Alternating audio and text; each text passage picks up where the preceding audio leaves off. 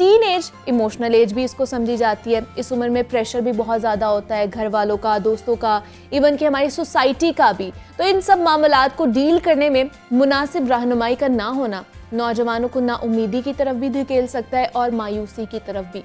तो teen age नौजवानों को कैसे डील किया जाना चाहिए, हमारे साथ इस वक्त मौजूद हैं जहांजेब खान हैं, मोटिवेशनल स्पीकर हैं, करियर काउंसलर हैं और ट्रेनर भी है। जहांजेब, मैं आपको खुश आमदीद कहती हूँ जागो लाहौर में। कैसे हैं आप? मैं बिल्कुल ठीक ठाक, आप ठीक ठाक हैं? मैं भी बिल्कुल ठीक ठाक। जहांजेब, आज हमने बात करनी टीन एजर्स के हवाले से कि ये उम्र बड़ी मुश्किल होती है और कह लें कि बहुत अहम भी होती है, जिसमें हर चीज़ ना आपके ऊपर गलबा तारी हो रहा होता है, हर चीज़ आ रही होती है। तो मुझे बताइए किस तरह डील करना चाहिए, कैसे बच्चों को हम लोगों को टैकल करना चाहिए इस एज में ख़ास तौर पर, और कौन सी एज से हमें स्टार्ट कर देना चाहिए?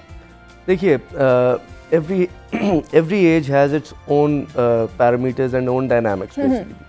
होता ये है कि हम पेरेंटिंग में प्रॉब्लम आ रहा होता है। अच्छा। कहीं ना कहीं बच्चा एक अपने अहद में चल रहा होता है, एक अपने टाइम में चल रहा होता है, और हमारे जो पेरेंट्स होते हैं वो एक और टाइम के हिसाब से देख रहे होते हैं। जिसमें मुझे बड़ा खूबसूरत कॉल याद आता है हज़रत अली रज़ी अल्लाह अन्हु का, कि वो कहते हैं कि अपनी औलाद की उठान उस तरह मत करो जिस तरह तुम्हारी उठान की गई है। वो एक और अहद के लिए पैदा किए गए हैं, तुम एक और अहद के लिए पैदा किए गए। अब प्रॉब्लम ये आ जाता है कि हम अंडरस्टैंड नहीं कर रहे होते।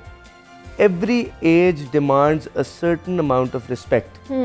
हर एज की एक अपनी रिस्पेक्ट होती है। अब अगर आप जिस तरह से 8 साल के बच्चे के साथ या 7 साल के बच्चे के साथ जो ट्रीटमेंट करते थे, वो आप 15-17 साल के बच्चे के साथ अगर वही ट्रीटमेंट करेंगे तो फ़र्क है। हाँ। वो बच्चा अब 10 साल आगे आ चुका है और उसकी ज़िंदगी के डायनामिक्स चेंज हो गए, उसके सोशल डायनामिक्स चेंज हो गए। ये हमें इस चीज़ को बिल्कुल जहन में रखना चाहिए कि उसकी जो सोसाइटी है, जहाँ पे भी मूव कर रहा है, वो स्कूल, कॉलेज, या if he is in his late teens, इसका मतलब ये है कि वो यूनिवर्सिटी के करीब करीब है। इधर एक और बहुत इंपॉर्टेंट एलिमेंट है और वो है आपके हार्मोन्स का। ओके। कि बच्चे जो होते हैं, हर एज के अंदर चेंजेस तो आ रहे होते हैं, बट ये वो एज होती है जहाँ पे फ्लक्स बड़ा होता है। एग्जैक्टली, हाँ। ठीक है, आपकी ज़िंदगी के नए तजर्बात भी होते हैं और बैरूनी और अंदरूनी दोनों तजर्बात चल रहे होते हैं, तो उसका कोपिंग मैकेनिज्म इतना अच्छा नहीं होता। यहाँ पे रिक्वायर्ड होता है कोपिंग मैकेनिज्म। अच्छा। कि आपने उसको डायरेक्शन कितनी अच्छी देनी है। देखिए, youth and any form of emotion is basically form of energy. जब तक एनर्जी को डायरेक्शन नहीं मिलेगी ना, कुछ पॉजिटिव आउटकम नहीं मिलेगा। सो बेसिकली करने की ज़रूरत ये होती है कि उस एनर्जी को एक पॉजिटिव आउटकम और एक डायरेक्शन मिले, ताकि उनके, इसीलिए तो कहते हैं कि गोल ओरिएंटेड होना बड़ा ज़रूरी है। अगर आप गोल ओरिएंटेड हैं तो आपकी जो एनर्जी है उसके पास एक डायरेक्शन है। आप रडरलेस हैं, आपके पास डायरेक्शन कोई नहीं है, तो आप कहीं पे भी जाके टकरा सकते हैं। सो आप बहुत लकी होंगे कि अगर आप सही जगह पे पहुंच जाएं, वरना डायरेक्शनलेस चीज़ हमेशा नुकसान देती है। एग्जैक्टली, मतलब जहाँ से यही एज होती है जिसमें हम संवरते भी हैं और बिगड़ते भी हैं। तो कौन सी ऐसी चीज़ें हैं, कौन से ऐसे एलिमेंट होने चाहिए जो हमारे वालिदैन को भी, या इवन के जो टीनेजर्स होते हैं उनको भी ये अपने माइंड में रखने चाहिए कि ये चीज़ें हम करेंगे तो हम गलत डायरेक्शन में जा सकते हैं और ये चीज़ें हमें पॉजिटिव वे में लेके जानी चाहिए? देखें, पर्सनैलिटी के ऊपर काम होने वाला होता है, और इस वक्त आजकल जो बहुत बड़ा प्रॉब्लम है वो ये है कि हमारी जो यूथ है, हमारे जो यंगस्टर्स हैं, टीन एजर्स हैं, वो हम बेसिकली एक बॉक्स लाइफ जी रहे हैं। ठीक है, हमारे सामने बॉक्सेस पड़े हुए हैं, हम एक बॉक्स के अंदर बैठे हुए हैं, गाड़ी इज़ अ बॉक्स, हम एक बॉक्स से निकल के एक और बॉक्स पे आ जाते हैं। This show is being aired on a box is well. So point ये है कि थोड़ा सा एटमॉस्फेयर के साथ भी आपको इंटरट्वाइन होने की ज़रूरत है। हमारी यंगस्टर्स आजकल आउटडोर एक्टिविटीज़ बहुत कम करें। ये स्पोर्ट्स है, स्पोर्ट्स बहुत कम हो गई हमारे यंगस्टर्स के अंदर। एंड अगेन, आज के दौर में भी या किसी दौर में भी, youngsters when they are in physical activities, sports के अंदर, और इस तरह से उनकी डायरेक्शन ऑल टुगेदर एक डिफरेंट डायरेक्शन होती है। और दूसरी बात ये कि स्पोर्ट्स वैसे भी आपकी पर्सनैलिटी में बहुत इंपॉर्टेंट किरदार अदा करती है। सो स्पोर्ट्स की तरफ लेके आना चाहिए। और मैं अक्सर पेरेंट्स को एक चीज़ समझाता हूँ कि अगर 2 चीज़ें आप अपने बच्चों के अंदर डाल दें तो वो बच्चा सारी ज़िंदगी मार नहीं खाएगा। अच्छा। एक, रीडिंग की आदत, ठीक है, और दूसरा एक्सरसाइज की आदत। ओके। ये वो 2 आदत हैं कि अगर आप छोटी एज से उनके अंदर डाल दें तो ये सारी ज़िंदगी चलती हैं। एक फिजिक, एक बॉडी जिसको एक्सरसाइज की आदत है, वो चाहे आउट ऑफ शेप हो जाए, मसल मेमोरी की वजह से उसको पता है कि वो किसी भी वक्त वापस शेप में आ सकता है।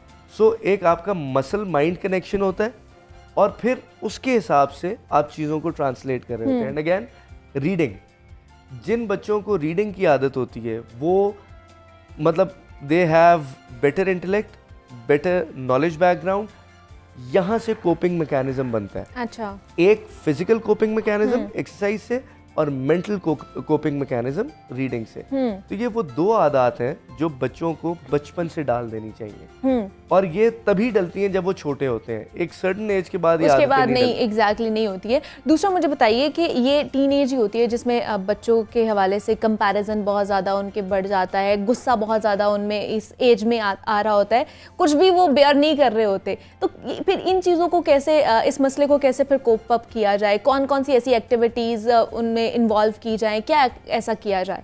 देखिए वो एज होती है जहाँ पे आप बच्चे से अगर एक्सपेक्ट करेंगे ना कि वो एरिस्टोटल वाली बातें करें या सोक्रेटिस वाली बातें करें, देखिए उसको हमें आइडेंटिफाई करना है, हमने आइडेंटिफाई करना है। उस वक्त वो उस सिचुएशन से गुजर रहा है। What is the difference between a player and a coach? Coach basically broader picture देख रहा होता है। बच्चा उस वक्त प्लेयर है, वो उस वक्त उस मैच के अंदर है, जो कई चीजें वो नहीं देख रहा और तजर्बा भी उतना नहीं है। आपका तजर्बा ज़्यादा है, इसीलिए एक कॉम्बिनेशन होता है। हमेशा माँ बाप को टीम अप होना चाहिए, आपस में भी और बच्चों के साथ भी, क्योंकि बच्चा गलती करेगा। आप कभी भी बच्चे से एक्सपेक्ट नहीं कर सकते कि वो आपके लेवल के ऊपर आए। आपको उसके लेवल के ऊपर जाना है और वहाँ उसको अंडरस्टैंड करना है कि इस वक्त क्या रिक्वायरमेंट है। जब बच्चा बहुत छोटा होता है, नौमौलूद होता है, तो माँ उसके रोने के वक्त से आइडेंटिफाई करती है इस वक्त इसको भूख लग रही है, इस वक्त इसको नींद आ रही है, इस वक्त इसको गर्मी या सर्दी लग रही है। हाँ। तो वो हमारी अंडरस्टैंडिंग कहीं ना कहीं खत्म हो रही होती है। क्यों? क्योंकि हम ऑटोमेटिकली बच्चे के ऊपर छोड़ देते हैं कि इसको अब समझ आ जानी चाहिए, तुम अब बड़े हो गए। वो हो गया बड़ा, लेकिन अभी उसके पास वो मैकेनिज्म नहीं है, अभी वो चीज़ों को उस तरीके से डील नहीं कर सकता। क्यों? क्योंकि अगेन आपकी अंदरूनी और बैरूनी जंगें दोनों चल रही हैं। exactly, और ये बड़ी एक ट्रिकी एज होती है। ये वो एज होती है जहाँ पे अगर अगेन बच्चे को आपने रडरलेस छोड़ दिया, उसके पास डायरेक्शन ना हुई, तो नेगेटिव आउटकम्स के चांसेस ज़्यादा होते हैं। तो फिर वालिदैन का यहाँ पे रोल जो है, रोल मॉडल बनना कितना ज़्यादा ज़रूरी है बच्चों के हवाले से, या वालिदैन क्या बोल रहे हैं और क्या कर रहे हैं, ये जो दोनों चीज़ें हैं इसमें कितना फ़र्क है और ये कितना डिस्टर्ब कर सकता है? अगर हम बोल कुछ रहे हैं और अमल कुछ और कर रहे हैं तो ये बच्चों को कितना डिस्टर्ब कर सकता है? बच्चे इवेंचुअली देखें फ्रॉम द डे वन बच्चे हमें कॉपी करते हैं। हाँ। बच्चे अपने वालिदैन को कॉपी करते हैं। I have idealised my father. तो होता ये है कि हम अगेन अब वो क्या कर रहे हैं, किस तरह से कर रहे हैं, ये बड़ा मैटर करता है। बिल्कुल ऐसे इसके ऊपर कैंपेन्स हैं, इसके ऊपर एडवर्टाइजमेंट्स हैं जो हमें दिखाती हैं, बताती हैं, एजुकेट करती हैं कि आपका जिस वक्त बच्चा आपके साथ है तो वो लाशऊरी तौर पे आपको कॉपी कर रहा है। बिल्कुल ऐसे ही, वो चाहे छोटा सा बच्चा हो चाहे बड़ा हो, किसी भी मसले में फंसे उसने सबसे पहले अपने वालिदैन की तरफ देखना है। एक बड़ी छोटी सी एग्जांपल, गाड़ी जा रही होती है, बाप उठा के कोई चीज़ सड़क के ऊपर फेंक देते हैं। हाँ। बच्चे ने वो वहीं से पिक करना है। मैं एक साहब को जानता हूँ, हमारे फैमिली फ्रेंड है, उनके बच्चों ने इसी तरह उठा के वो चीज़ बाहर फेंक दी। ठीक है। वो वाले साहब उतरे और उन्होंने सड़क के ऊपर से वो चीज़, गाड़ी पार्किंग लॉट में खड़ी थी, उन्होंने वो उस जगह से सारी चीज़ें उठाई और अपने बेटे को दी और कहा सामने बिन है, बिनेट। ओके। ये ट्रेनिंग है, बेसिकली ट्रेनिंग का फुकदान है। अगर हम बच्चों को ट्रेनिंग नहीं देंगे तो फिर हम किसको देंगे? Because this is the future society. हम आज जो करेंगे वो ये अडॉप्ट करेंगे। सो हमें पहले we need to be well aware of ourselves, our society, and then what are we teaching. क्योंकि हम जो कर रहे हैं वही आगे रेप्लिकेट होगा। बिल्कुल। और वही हमारी सोसाइटी में झलकेगा। बिल्कुल ऐसे